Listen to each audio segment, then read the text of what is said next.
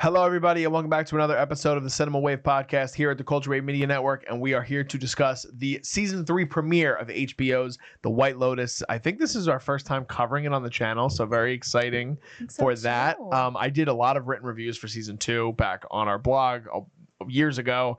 Huge fan of the show. I am one of your hosts. My name is Darian Liz. I'm going to be joined week by week with the lovely Liz Seiko. Liz, how are you? I'm good. I'm excited. Excited to talk about this. For the people who might be tuning into us for the first time, welcome. Thank you for joining us for one of our podcasts. We just want to have a quick review and discussion of the episode. Spoiler heavy, so be aware of that. We like to talk spoilers on here. So if you guys haven't watched the episode yet, go watch the episode, then come back, tune into our stuff.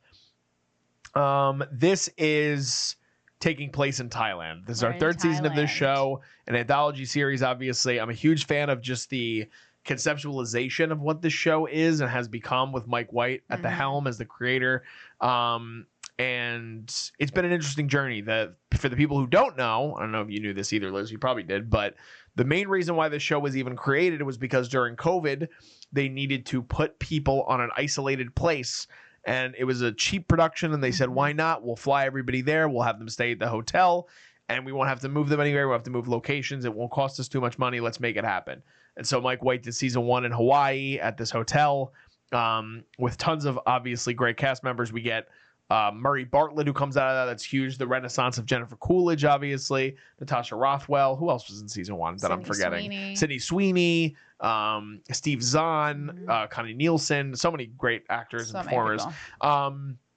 Season 2 we go to Italy. Season 3 we're in Thailand. So we're gonna break down kind of, I guess, a lot of this episode is really just introducing you to all the new patrons of this hotel. Yes, all the guests. And so I want to start with you and just seeing, like, one, your thoughts on the show in general, now being three seasons through it, 5 years in it, but also maybe your favorite storyline you're following and characters you're following after the first episode. Yeah, I mean, I think this show's really great. I just love a good anthology that is able to change it up, but then it also allows it for some overlap of characters. It doesn't totally cut it off from those situations like we had in season 1 and season 2 with Coolidge coming on. R.I.P. R.I.P. her character. Really sad. We'll forever wish that they kept her around, but respect it. So based off the first episode, though, I would say just the interactions and dynamics that are catching my eye the most is between the 3 women friends. Okay. It's just so catty. It is so much subtext underneath all the emotions. And I just love that that this friendship is just going to blow up eventually at some point. Absolutely. There's a lot of talk about the Botox and work being done, and there's a lot of slight towards Carrie Coon's character. Character name is Lori. We also have Leslie Bibb, character of Kate, and then Michelle Monaghan plays Jacqueline Lemon, who is an actress that is on this trip with her 2 friends. But you can sense that there is kind of like an isolating aspect happening with Lori. Yeah. She's also dealing with some things on her own that she's obviously emotional about. And we see that at the end of the episode when she kind of is like, I'm going to go back to the room, and she's overlooking them and she just wails. She just goes, just loses her mind. I felt that. I felt that deep. So yeah, I'm definitely interested in their characters. Nice to see Michelle Monaghan return to HBO. I remember, like, she's great in True Detective. Carrie Coon obviously is, like, she's on a second show on the network. I forget the name of it, but it's like that period piece, The Gilded Age, I think it is, right? Yes. The Gilded Age, isn't it? Yeah. But she's like one of the leads on that show. So they bring her on for this. And Leslie Bibb, I like her as an actress. I haven't seen her in a lot of stuff recently. So, but I'm definitely interested in them. For me, though, I am interested in that storyline. The Ratliff family is so chaotic. And I always love the ensemble aspect of White Lotus and a lot of things. If an ensemble works well, it makes the project a million times better. So you have this whole family dynamic of the Ratliff family. Jason Isaacs and Parker Posey are the patriarch and matriarch, respectively, with their children that are all there, all like interesting rising stars when it comes to actors. Yeah. And 2 that are I don't want to, two that are Nepo babies a bit. They came from older parents that are from the industry. You have Sam Nivola, who plays the youngest. He plays Lachlan Ratliff. Then you have Patrick Schwarzenegger, Arnold Schwarzenegger's son, playing Saxon Ratliff. And then you have Sarah Catherine Hook, who's this rising star who is just in Cruel Intentions on Amazon Prime Video. She plays Piper Ratliff. The interesting thing with that is that all of them as a family have so much going on, and then individually they have so much going on. It reminds me very much of my favorite storyline in season 2, which was the three generations of boys: Adam DeMarco, Michael Imperioli, F. Murray Abraham. Like, it has that aspect where like each of them is dealing with their own crisis in their own way, but then you're also like, oh, they're fucked up because they all come from the same family. Yeah. This is the same thing with them. You're dealing with Jason Isaacs' character, Timothy, just going through a potential PR fiasco with definitely with something on the horizon with, I think it's the Wall Street Journal that's trying to get information out of him. His wife is a clear drug addict when it comes to her sleeping pills. And there's going to have ramifications obviously for that. But one of the things we talked about off camera is this really interesting dynamic, really, and I shouldn't say interesting, it's kind of disgusting, but it just, you get the sense that there's so much underneath the weird. There's incestual tones. It's eroticism, it's nymphomania. Yeah. Between the three younger siblings. And not just two of them. It's like all three wrapped of them into one. It's very strange. And again, in White Lotus fashion, I'm not surprised this is happening. One of my predictions for that whole weird thing is that I think that one of the boys will be sleeping with one of the older women in the crew that you were just referring to. Do you know? If I had to pick between, I think it would be the younger boy. The youngest boy, Sam Nivola's character. Yes. I think it's going to be Patrick Schwarzenegger. So, but that's just based on the first thing. I'm not sure exactly where we go. I think my current lean is that him and Carrie Coon's character are gonna entangle in some way. It's gonna be him expressing his overtly male bravado, and Carrie Coon's obvious loneliness and insecurities. I think that there's a lot of potential for that to happen. But what did you think about the Ratliff family in general? Because it's kind of crazy. I actually found them also to be probably or at least the mother being the most comedic relief. Yeah, 100%. She's hilarious. I think that she's going to be the perfect blind country mother that thinks her family's perfect, even though there is dumpster fires everywhere. Yeah. But I'm also kind of excited to see her maybe like blow up at a certain point too. Or maybe she goes on this Buddhism journey with her daughter and has a reawakening. That could be interesting. I love the line where the Australian woman that works at the hotel, she goes, "We're going to take a biometrics test." And she goes, "A test? I don't want to take a test." Yeah, she's like, "Is it hard?" She's like, "I don't want to do that." It's so great. It's so great. But Parker Posey's obviously great. She's kind of having like this renaissance as well recently. Yep. But other characters that we haven't touched on yet, we have the relationship between Walton Goggins' character and Aimee Lou Wood. I'm a huge fan of Aimee Lou Wood on Sex Education. So to see her cross over into American television on a scale, especially with someone like, I think going into this season, probably the most well-known person at this point in their stardom is probably Walton Goggins. He's coming off of Fallout and getting Emmy nominations. And their dynamic is interesting because she seems very into him. He's obviously not into her at all. They're there for a reason. We get some breadcrumbs on why that reason might be. It seems like he's probably going to be there to have a conversation or kill someone. And then we kind of get, he asks Mook, who works at the hotel, the character, where her husband is, the owner's husband. And he says he was just sick. He's in Bangkok, and he's like... He freaks out. Yeah. Gets so angry about it. But I thought their interactions were really funny. I love his line delivery where he goes, "You're like a machine gun, aren't you?" It had like a laugh out loud moment for me. And Aimee Lou Wood, I think, is going to be like...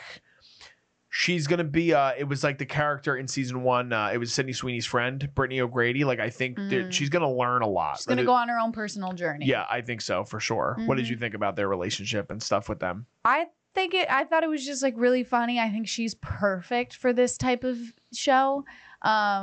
Yes, I think his character, I totally agree with you. He's going to have some like side dark motives about being like a hitman of some sort.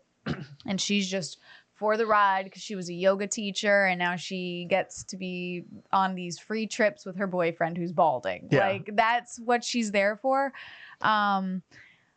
I want to talk about the friend that she meets though at the bar. Yeah. I was gonna save that for the end, but we can jump into it. We could save it. Let's just go around and introduce the rest of the characters first. Okay. But it's obviously it's the biggest thread to pull on with the premiere episode and this season in general. Well, I would that say. Or who do we have? Belinda. Yes, who returns from season 1. Yes. Who's also kind of entangled in that as well. Mm-hmm. Really quickly, I guess kind of working backwards though, we didn't really discuss the opening of the episode, which kind of puts us, it's the same as the past seasons, but it puts us right at the scene of the crime. Mm-hmm. And there's a shooting happening on the resort's campus. Yeah. And we get that through the eyes of Zion, who is played by Nicolas Duvernay. He is Belinda's son. Visiting her. If you guys don't remember, Belinda was Natasha Rothwell's character, the masseuse, that becomes really good friends with Tanya McQuoid. Mm-hmm. And she thinks she's going to help her fund her journey and her own massage resort or endeavor. And obviously, Tanya goes off and marries Greg Hunt. But so, the opening of the episode, we're seeing like he's hearing these gunshots go off and they're ricocheting into his meditation area. And so we know he's going to come into the fold, and we see that as the premiere kind of goes on. But Belinda is there to shadow another character. I don't know if they have his character name here on IMDb, but he's there to she's there to shadow another masseuse who it seems like. Did you watch the preview for the next episode? No, I did not. Okay, I won't tell you then. Don't tell me anything. Yeah, but it shows you that something might happen. But okay, well, she's supposed to be there for 3 months. Yes, so she's there in the beginning of her journey.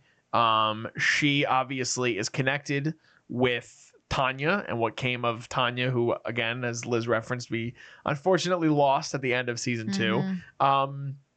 But yeah, did you have anything? I mean, should we just wait to go into that because of the connection with the other character? No. Well, what do you want to talk about? The like shoot? Just jump into it. Well, let's predict. Who do we think is the person floating in the water?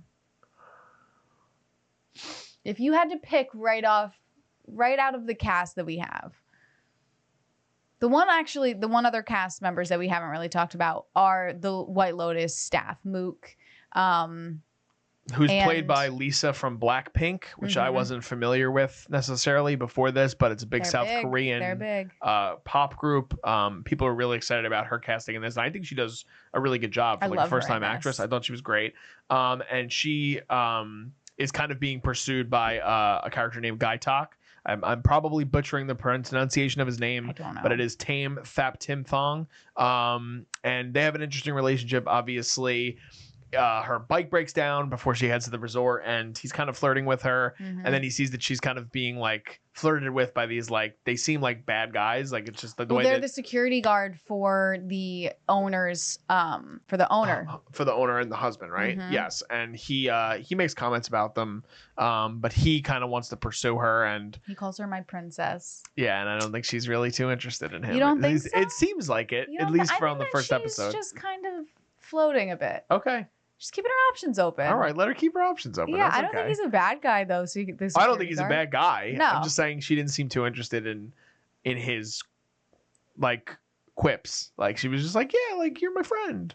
Seemed like she was friend zoning him a bit. Okay, we'll see. That was my interpretation. But those are pretty much our main ensemble. Yeah. Going backwards to what you wanted to touch on a little bit, that was something that was definitely on my mind, and it was like, again, the big through line through this series. John Grease, probably best known for playing, he's a character actor, but best known for playing Uncle Rico in Napoleon Dynamite. That's right. Yeah. Uncle Rico in Napoleon Dynamite. Yeah. He's great. And he's great in the show, obviously great in that. But he's our through line. He meets Tanya in season 1. They get married. They start season 2 in Italy. He clearly has so much disdain for her. And in season 1, we also find out that they're both single. She's rich. Because she just lost her mother, I think it was, right? Yes. Yes. So she gets all that inheritance. They get together. He's sick at the time. Season 2, he's no longer sick. And he has major problems with being married to this woman. Yep. And it seems that all the clues we get throughout season 2 that it's possible that Greg is the reason that Tanya was killed. That he had hired his gay lover or someone that he was involved in an erotic way. Yep. Played by Tom Hollander, his character. And again, it becomes a huge massacre at the end of the season. And it's why a big part of the reason why I think season 1 is good. I think season 2 is superior to season 1. So he is our through line. And we find out when Aimee Lou Wood's character of Chelsea meets another girl at the bar and she goes, everyone here is just a bald guy. And then she's like, this is the bald guy that I found. Then she points over and we see that it's Greg. There's a lot with that. So do you want to theorize or do you have any predictions or just thoughts that kind of went in your head? Like, cause I was like, oh my God. Like I audibly was like, oh my God, Greg is here. Well, he clearly has all of Tanya's money now that he's in Thailand with some young, gorgeous model.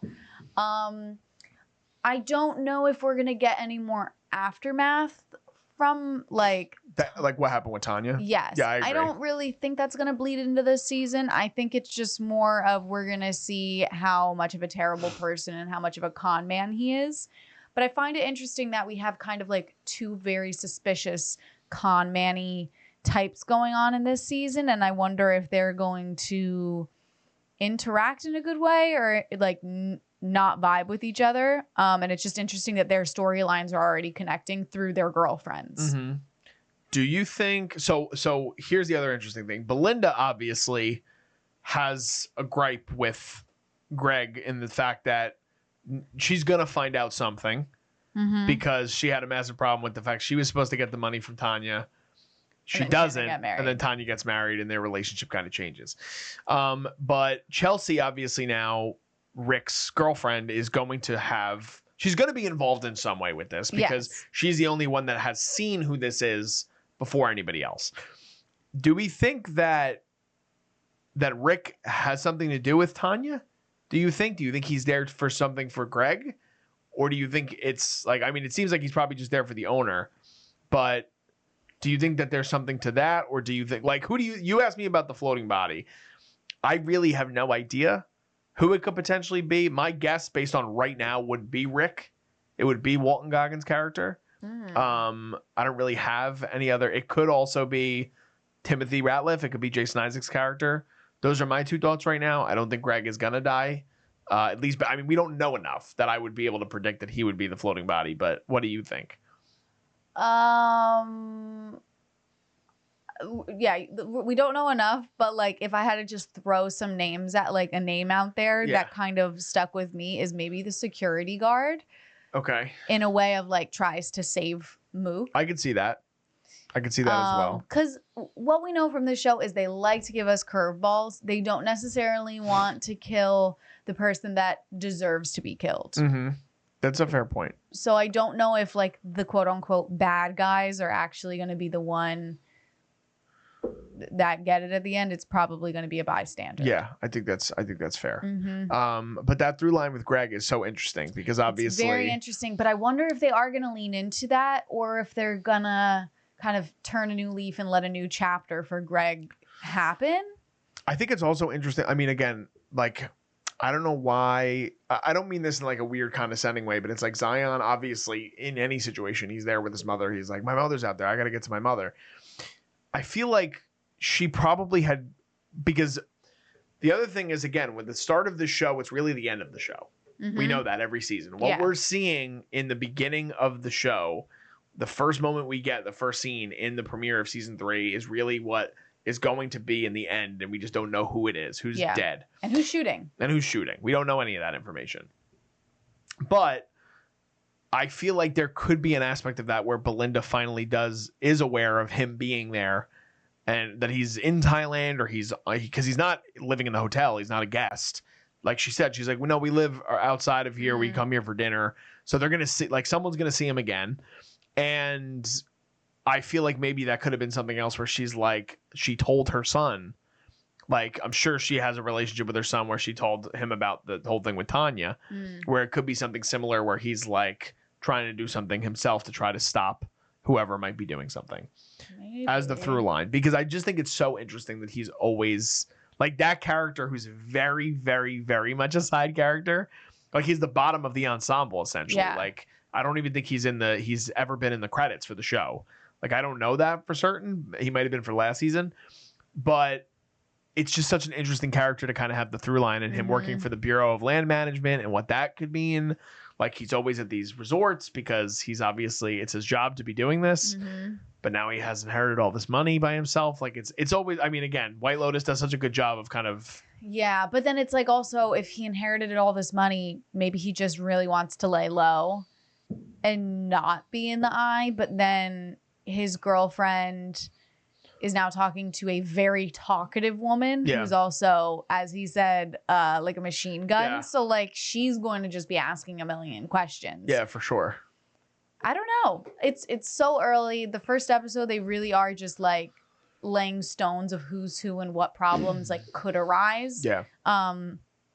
But like the best thing about White Lotus is that you just don't know who's all of a sudden going to become kind of like the main focuses throughout the season and who's going to take on a little bit more of the side roles because everybody is such like a well-known actor too, and they can hold their own weight that it's hard to know exactly which way it's going to go. 100%. I love the setting for the season. It's different. I do too. It's way different than what we've seen the last two seasons. Obviously, Italy's so different than Hawaii too. The show was already renewed for season 4 before season 3 even came out. I'm sure the show will run for 10 seasons, or as long as Mike White wants to do it, he'll be able to do it.